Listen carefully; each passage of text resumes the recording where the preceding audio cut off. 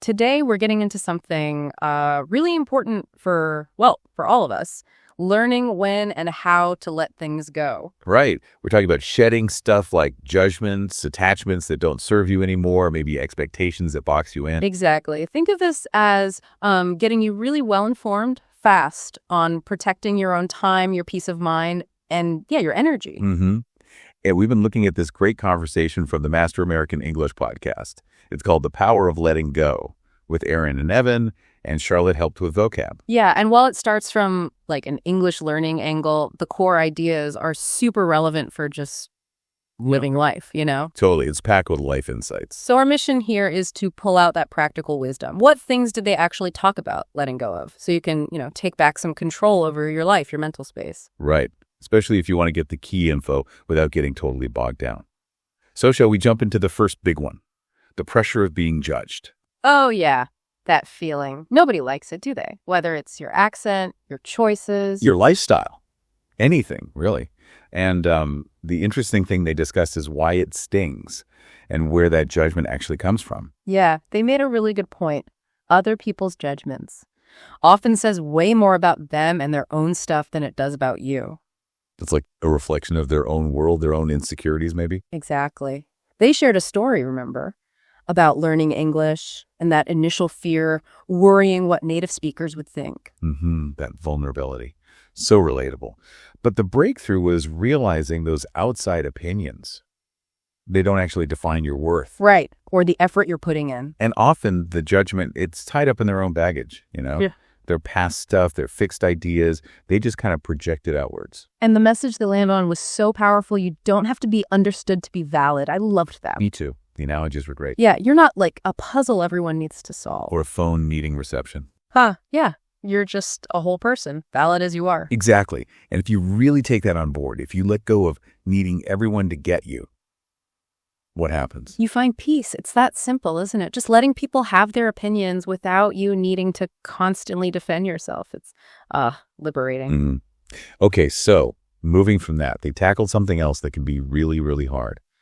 Letting people walk away. Oof. Yeah. Friendships ending, relationships changing, even family stuff. It hurts. It really does. It's a core human experience, right? Yeah. And they talked about a friendship just fading. And that automatic thought, what did I do? That self-blame spiral, it's draining. But the realization was key. Sometimes it's not about fault. People just grow apart. Connections run their course. Yeah. And the metaphor they used, it was so vivid, the gardener, right? Watering a plant that's already dead. Oh, yeah. That really stuck with me. All that effort going into something that just can't be revived. And it takes energy away from the things that are alive. Precisely. And the takeaway was, don't beg someone to choose you. Don't chase them down if they want to leave. It actually harms you more in the long run. Right. And they reframed it. Not as rejection, but as redirection. I thought that was a really helpful way to look at it. Yeah, me too. It flips it, doesn't it? Instead of loss, it's like, okay, where is this energy being guided towards now? What new connections or paths are opening up? It brings the focus back to your journey, your growth. It suggests endings aren't failures, just shifts. Necessary shifts, maybe. Puts the power back with you in a way. You're not helpless. You're moving forward. Okay, then they shifted to another sting, not being invited, exclusion. That feeling when you see the photos or hear about something later and you just think, was I forgotten? Yeah, that pang of feeling invisible. They shared that anecdote, right? Seeing pics from a dinner party. Ugh. Relatable. And again, the questions pop up. Did I do something? Are they mad at me? It can really mess with your head. But the reframe was so crucial. You're not for everyone, and that's okay. That acceptance is huge for self-worth, isn't it? Definitely. Just because you weren't included doesn't mean you're unworthy. And sometimes, like I said, it might even be a good thing. A blessing in disguise. Yeah. Yeah, maybe you dodged some drama. Or just bad vibes, energy you didn't need. And the empowering move. Don't just wait for an invitation. Build your own table. Yes. Invite the people who actually value you, who want to be there. Create your own circle. It's proactive. It moves you from feeling like an outsider to being a creator of your own community. Which kind of links to the next thing, doesn't it? How letting go connects to our own growth. It does, because that led them straight into talking about hearing that phrase, you've changed. Ah, yes. Often said with a bit of a tone. Right. Like it's a bad thing, but they flipped it. It doesn't change the whole point of growing, learning, healing. If you're doing the work, you should be changing. That's the goal. Totally. They use the example of setting boundaries, finally saying no to something, and someone hits you with, wow, you're not the same. And the perfect response.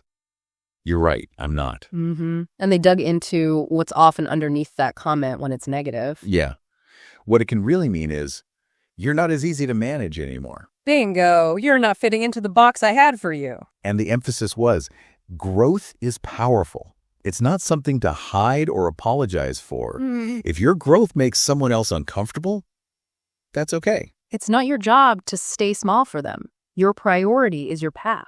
Such an empowering stance. Yeah. And speaking of managing things, they then moved on to releasing guilt, that unnecessary weight. Oh, the guilt trap. Feeling responsible when someone else is upset, even if you did nothing wrong. Or that urge to over-apologize, over-explain, just to make the tension go away. Yeah, just smoothing things over constantly. They called it people-pleasing, and man, is it exhausting. It really drains your battery. The key insight here is realizing other people's emotions, their anger, sadness, whatever, are theirs to process. It's not automatically your burden to carry or fix. You don't have to be the emotional sponge. Right. I like that analogy. You can be empathetic. You can listen. Sure, be supportive. But you don't have to absorb it all.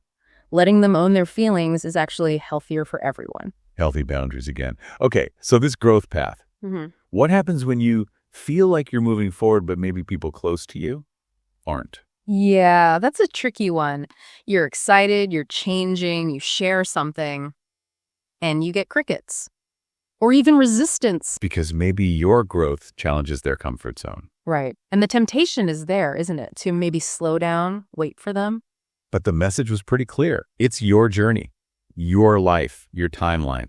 You can't pause your life waiting for others to decide to grow or move. That train leaving the station analogy felt spot on. You can love the people on the platform, wave to them. Wish them well. But you don't have to stay stuck at the station if they're not getting on your train. Your journey continues. And the positive side, they highlighted, as you keep moving, keep rising, you'll naturally connect with others who are also moving forward. You find your fellow travelers. I love that. Okay, so we've covered a lot of ground. Judging, letting people go, exclusion, change, guilt, moving on. What's the big picture here? The paradox of it all. Yeah, the paradox is that letting go feels like losing, but it's actually winning. Winning back yourself. It feels safer to hold on tight, doesn't it? To people, situations, control. But that's often an illusion. Like that sand metaphor again. Grip too tight. And it slips through your fingers, relax your hand, open it up, and maybe it stays. Or maybe something better can land there. And letting go isn't about being cold or not caring. It's the ultimate act of self-care, really. It's choosing not to lose yourself trying to hold on to everything else. And the benefits are real. You get back your time. You find more calm. You open up your future. It creates actual space, doesn't it? When your hands aren't full of stuff that hurts, you can actually hold on to things that heal and bring joy. So yeah, the final takeaway summed up so well. Let them think what they want. Let them walk. Let them stay stuck. Let them go. Not because you're cold, but because you're choosing to live lighter. I love that. That's not weakness, that's wisdom. Powerful stuff. It really shifts the perspective on what strength looks like. Absolutely. So this deep dive, it really shows that letting go isn't about cutting ties randomly. It's about making intentional space. Space for your own growth, your own strength. And focusing your energy where it truly matters, on what nourishes you. So for you listening, as you're on your own path of learning and growing, maybe take a moment to think about this. Yeah, consider this. Yeah. Is there anywhere in your life right now where holding on might actually be keeping you from feeling peaceful? Where's that grip maybe a little too tight? That's the thought we want to leave you with. Just reflect on one area. What freedom, what lightness might come if you consciously decided to just release that grip. Maybe, as they suggested, sometimes the bravest thing you can do is let go.